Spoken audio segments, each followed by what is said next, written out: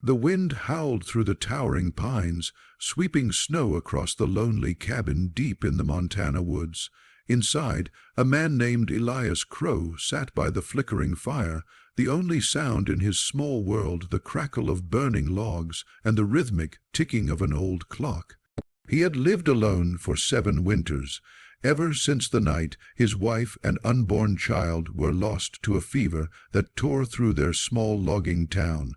People said the woods had swallowed his heart along with his laughter. Elias didn't argue. He spoke little, worked hard, and avoided the world beyond the tree line. But that bitter winter morning fate came knocking, literally. It was nearly dawn when he heard it. A faint, desperate pounding on his cabin door, followed by a weak voice shouting over the wind, "Please, help us." Elias froze, uncertain if he was dreaming, but the pounding came again, more frantic this time. He grabbed his coat, unlatched the door, and was met by a swirl of snow and the sight of a woman clutching a bundled baby in one arm, 2 shivering children pressed against her skirts. Their faces were pale, lips trembling from cold. "Please," the woman gasped, her voice cracking. "Our wagon broke. My husband. He didn't make it. Please, I have nowhere else to go." Elias didn't ask questions. He simply stepped aside and said, "Get inside, quick." The small cabin, though humble, was warm compared to the blizzard outside. He tossed extra logs into the fire and handed them blankets. The woman, her name was Clara Mason, kept whispering apologies for intruding, her eyes downcast, her children clinging to her like frightened shadows.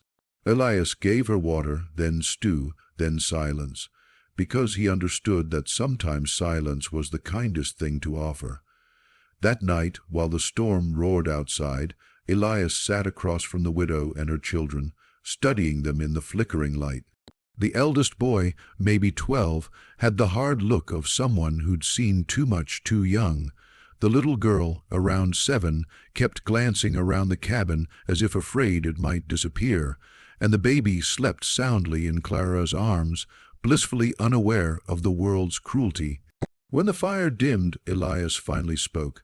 "You can stay here till the weather clears," he said gruffly. "It's a long way to town." Clara nodded gratefully, eyes glistening. "Thank you. I don't know what we would have done otherwise." The next morning, the woods were buried in white. Days turned into weeks. The storm had trapped them all, forcing a strange sort of companionship. Elias worked outside, chopping wood and checking traps, while Clara cooked and kept the children busy. Slowly, laughter began to return to the cabin, something Elias hadn't heard in years. He caught himself watching Clara as she stirred soup or mended clothes, her face softened by the firelight. She was tired, yes, but strong. Stronger than most men he knew. One afternoon, as he returned from the forest carrying a deer, he found little Lucy, Clara's daughter, trying to sweep the floor with a broom too tall for her small hands. "Mama says clean house means good luck," she chirped when she saw him. Elias smiled, a real one this time, and took the broom from her. "Then let's make this place shine, huh?" The boy, Henry, took to following Elias around, asking questions about axes and traps, about how to tell which trees were good for cutting. Elias showed him everything, though he tried to keep his tone stern. Inside, though, something softened each time the boy called him sir with quiet respect. By the time spring thawed the valley, the family had become part of his days and his heart. But when Clara said she planned to head toward town and start anew, Elias felt a weight press against his chest. He said nothing, only helped load her wagon with supplies. As she buckled her baby into the seat, she turned to him, her eyes unsure. "You've done more for us than anyone ever has," she said softly. "If there's a way to repay—" Elias shook his head. "You don't owe me a thing." But as the wagon wheels began to roll away, he found himself calling out, "Clara!" She turned, her shawl whipping in the wind. Elias hesitated, then said, "You and the kids, you'll always have a place here, if you ever need it." Clara smiled faintly. "I think we already found our place, Elias." Weeks passed, and though the forest was alive with birds and sunlight, the cabin felt emptier than ever. Elias tried to focus on his work, but every sound reminded him of them. The laughter, the chatter, even the crying baby that once echoed through his quiet home. He told himself it was better this way. People left, that was life. But one evening, as he was repairing his roof, he heard hoofbeats outside. When he looked up, his breath caught. Clara stood there, dusty from travel, the children smiling behind her. "The town wasn't what I thought," she said quietly. "We had no one there, but here we had you." Elias didn't speak. He climbed down from the roof, walked to her, and simply said, "Welcome home." That night they shared supper like old times, only this time something was different. Clara didn't sit across from him. She sat beside him. Their hands brushed once, then again, and neither pulled away. The children had already begun calling him Mr. Elias, but before long that changed too.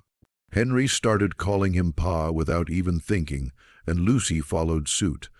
Elias's eyes stung the first time he heard it, though he pretended to focus on his stew. Seasons passed, and the woodsman who had once lived in silence now woke to laughter and tiny footsteps on the floorboards. The cabin, once cold and still, now overflowed with warmth. Elias built a new room with his own hands for the children, taught Henry to fish, and carved a small wooden horse for Lucy. For Clara, he built a rocking chair by the fire, where she would sit each evening humming lullabies to the baby. One evening, after supper, as the sun dipped low over the pines, Clara spoke quietly. "You saved our lives, Elias." He looked at her, his rough hands folded on the table. "No," he said, shaking his head, "you saved mine." Years later, when the townsfolk spoke of the woodsman, they no longer called him lonely. They called him the man who built a family from kindness.